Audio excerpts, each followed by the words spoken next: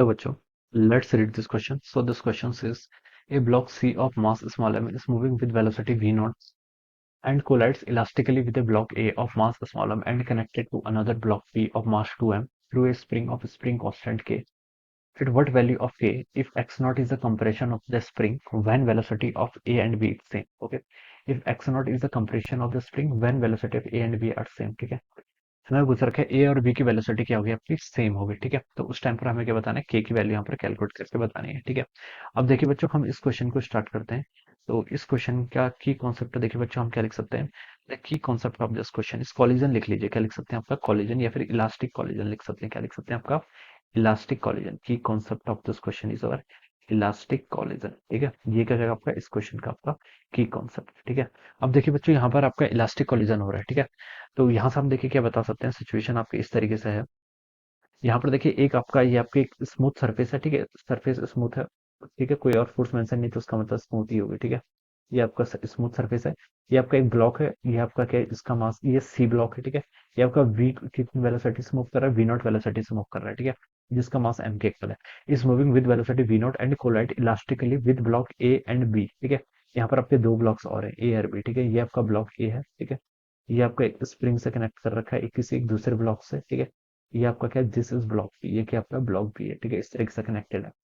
Block ए का मास कितना है, एम के इक्वल है, connected to another block of mass 2m, इसका मास 2m के इक्वल है, through a spring of spring constant कितना है, के इक्वल है।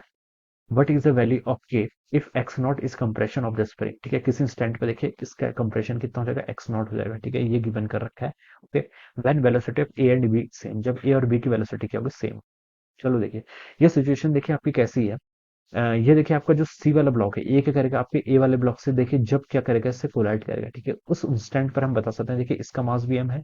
एक पर्टिकुलर इंस्टेंट की बात कर रहा हूँ मैं, जब ये दोनों कोलाइड करेंगे। ठीक है, उस इंस्टेंट की, तो इसका मास एम है, इसका मास एम है, दोनों का मास एम है। ठीक है, ये आपस में कोलाइड करते हैं तब क्या होता है, वेलोसिटी का एक्सचेंज कर लेते हैं। तो बोल सकते हैं एट ए पर्टिकुलर इंस्टेंट पर सी की वेलोसिटी तो जीरो हो जाएगी। ठीक है, और जो वी नॉट वेलोसिटी होगी वो आपका ए वाला ब्लॉक क्या कर लेगा, एक्वायर कर लेगा। ठीक है, ये हम यहाँ से बता सकते हैं। तो A will acquire some velocity V not और सी वाला क्या जाएगा, रेस्ट पर जाएगा।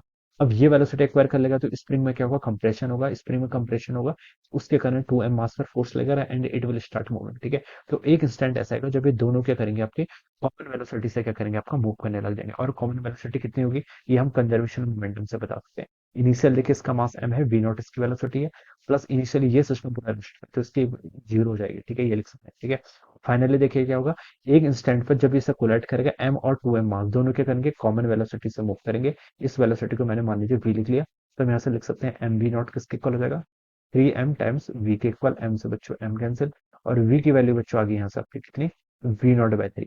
ठीक है, ये क्या हो जाएगी, this is the common velocity, इस वेलोसिटी से क्या करेगा आपका मूव करेगा इंस्टेंट। ये हम यहाँ पर से बता सकते हैं। ठीक है, ये आपका यहाँ पर से इतना आ गया। अब देखिए बच्चों और क्या यहाँ से हम बता सकते हैं, ये तो इन दोनों की आपकी कॉमन वेलोसिटी आ गई। ठीक है, आपसे पूछ रखा है कि what is the value of K if X not is the compression of the spring. ठीक है, तो देखिए हम यहाँ पर एनर्जी कंजर्वेशन भी लगा लेते हैं फिर। ठीक है, ये आपका क्या होगा, दिस इज और मोमेंटम कंजर्वेशन। मोमेंटम कंजर्वेशन से हमें ये मिल गया, एनर्जी कंजर्वेशन लगाएंगे।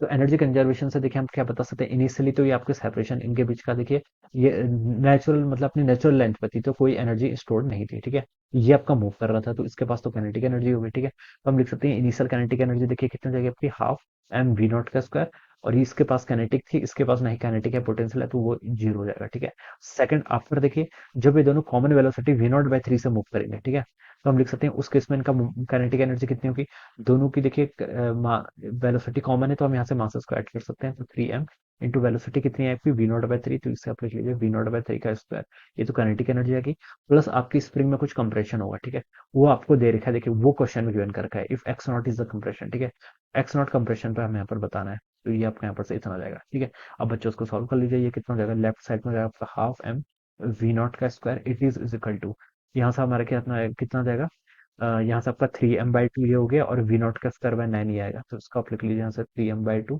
इंटू हो जाएगा वी नॉट का स्क्वायर बाई 9, ये टर्म यहाँ से इतनी आ गई, प्लस आपका कितना हो गया, हाफ के एक्स नॉट का स्क्वायर, ये टर्म यहाँ से इतनी आ गई। अब क्या होगा यहाँ से, 3 से देखिए आपका ये टर्म कैंसिल हो जाएगा, और ये आपका 1/6 हो गया, यहाँ पर आपका 1/2 है, 1/2 माइनस 1/6 करेंगे तो कितना होगा, 2/6 के इक्वल होगा ना।